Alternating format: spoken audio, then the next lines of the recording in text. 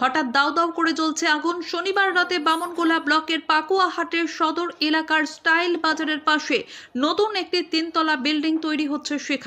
সেখানেই রয়েছে তৃতীয় তলের ছাদে রাখা শাটারিং কাঠ। সেখানেই শনিবার প্রায় 9টা নাগাদ হঠাৎ দাউ দাউ করে আগুন জ্বলে ওঠে। স্থানীয় বাসিন্দারা দেখতে পেয়ে ছুটে আসে ঘটনাস্থলে।